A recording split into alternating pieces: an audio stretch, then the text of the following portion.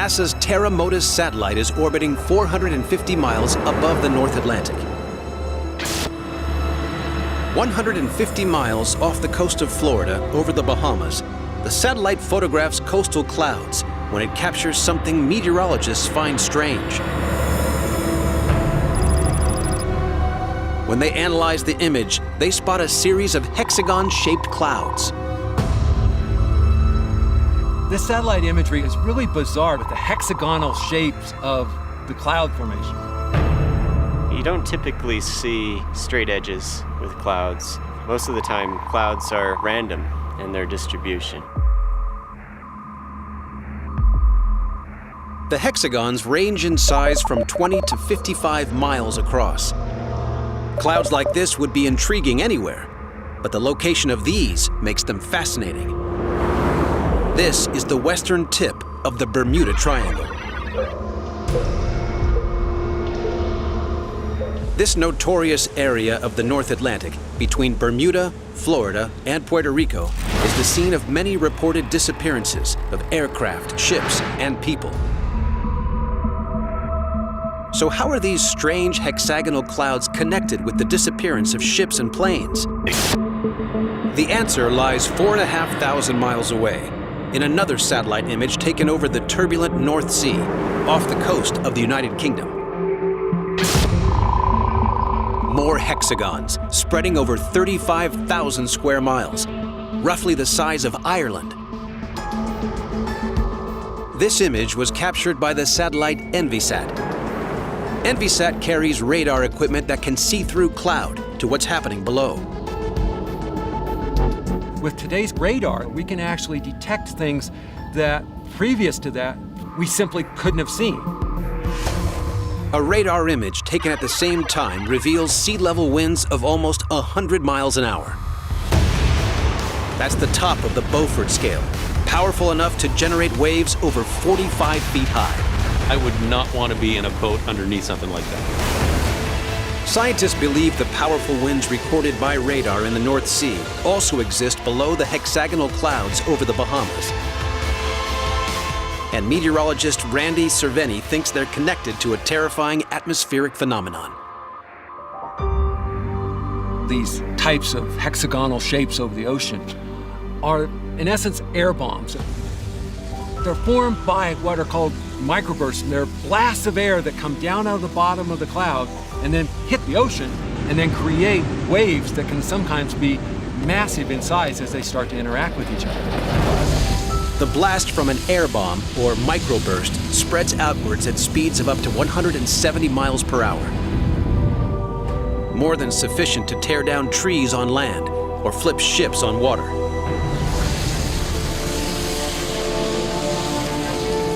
If Professor Cerveni is right, and these strange hexagons are the signature of deadly air bombs, then this satellite image could provide an explanation for the disappearance of ships like the SS Cyclops. It could explain how the lost squadron of 45 was knocked out of the sky. It could solve the riddle of the Bermuda Triangle. Now, satellite analysts are scanning the triangle for further signs of these weird clouds. We can trigger an alarm that will tell the forecasters that say a microburst has been created. It's no exaggeration to say that satellites are actually lifesavers. But the most commonly accepted theory was presented by a team of scientists from the University of Colorado in 2016. They analyzed satellite images of this infamous area and noticed a series of hexagonal clouds, which they said might act like air bombs. These air bombs are believed to cause deadly blasts of air which can exceed 170 miles per hour. You can call them hurricane force winds. They can really blow up the air. They can also trigger sea waves as high as 45 feet in the air. Most ships fail to survive such a storm. Most aircraft fail to survive such winds. According to scientists, clouds do not really form straight edges, but the Bermuda Triangle is an exception, an unexplained anomaly. And it's not alone. There are at least 11 other places like the Bermuda Triangle across the world. 11 other vile vortices. What are they? In very simple words, vile vortices are strange regions on the Earth where strange things occur or used to occur once upon a time. A lot of credit for identifying these regions goes to Ivan T. Sanderson, a traveler who was a huge fan of the paranormal back in the 1960s. He coined the term vile vortices to record the strangest experiences during his travels. He mapped at least 12 vile vortices spread all over the world. 6 of them lie almost perfectly in line above the equator, and so do the 6 vile vortices below it. First on this list are Algerian megaliths in the Sahara Desert. These are burial grounds and an architectural anomaly made by the Zing Empire in 15,000 BC. Second on the list is Mohenjo-daro in Pakistan, an advanced ancient society that dates back to the Indus Valley civilization.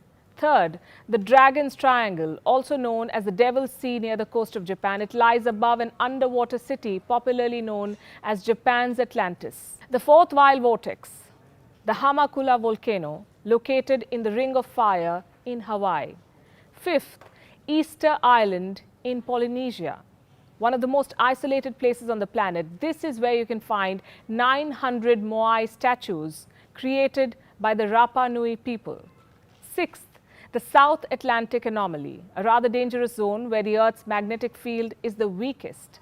Seventh, Great Zimbabwe, an ancient city in southeast Zimbabwe. Eighth, the Wharton Basin on the western coast of Australia. Ninth, the Loyalty Islands on the eastern coast of Australia. The 10th and 11th vile vortices are the North and South Poles. And lastly, the 12th and the most infamous of them all, the Bermuda Triangle. Much of what happens at the Bermuda Triangle and all these places I just mentioned can be logically and scientifically explained. But then again, most of us like to romanticize things. Rational explanations are just so boring. We have traditions from different parts of the world, folklore and stories that describe this idea of some kind of earth grid around the planet. This is an image my brother Emmanuel put together. And this is an image of what's called Spider Grandmother Woman. And she was a Native American god or goddess. And it describes the story of how she spat into 2 handfuls of earth and 2 brothers were created. And together they beat a drum and they created visions to manifest this energy to be pumped to the center of the earth, which was a great crystal. And then the energy would bounce off the crystal at the center, come back to the surface. And then it would create what they call spots of the thought, or power centers or power spots, like a grid system around the planet. And so these are traditions that go way, way back, even into Native American folklore. There's other ideas about the earth which have been put forward. Even Plato himself kind of suggested that the earth, when viewed from above, resembles a ball made of 12 pieces of leather. And this would suggest he was talking about a dodecahedron, which is a 12-sided polygon, one of the Platonic solids. You can see an example in the Scottish stone sphere on the right there of what the dodecahedron would look like. It was later discovered by some Russian researchers that the mid-Atlantic ridge, if you placed a dodecahedron around the planet, it almost looks like the mid-Atlantic ridge almost forms the edges of a dodecahedron. So we'll get more into these geometries because they seem to be within the Earth itself. Another version that was put together in the early 1970s was by Ivan T. Sanderson in his 1972 article called 12 Devil's Graveyards Around the World.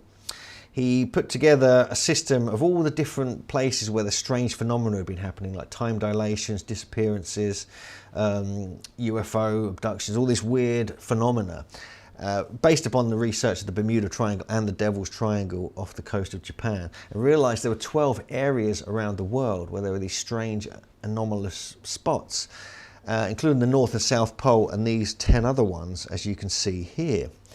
And he found that if you actually put that into a globe, into a 3D geometry, the points mark the vertices or points of an icosahedron. And so this, again, is another one of the Platonic solids, which is 20 triangular faces, and these 12 points where they would touch the surface. So it's very interesting. So it's almost like the first planetary grid that was really understood and discovered. Around the same time, some Russian researchers were doing their thing, and they were like writing for some very interesting scientific and academic magazines in Russia, and they believed, similar to the Native American creation story, that there was a crystal at the center of the Earth originally, millions of years ago. Over millions of years from moving through space and attracting debris and dust and stuff from space, it would eventually formed the Earth. And they believed that the energy of this crystal could still be felt or detected on the planet surface. And they came up with this theory. Originally it was based upon the dodecahedron, but then they incorporated the icosahedron into the system as well, and kind of came up with what we can see here. And there's another version of it here, which is a mix of the icosa and the dodecahedron. Now the interesting thing about these platonic solids is that they nest within each other. So the points of one will neatly fit into the middle of the face of another all the way around. So it's part of the whole system of how the Platonic and Archimedean solids work.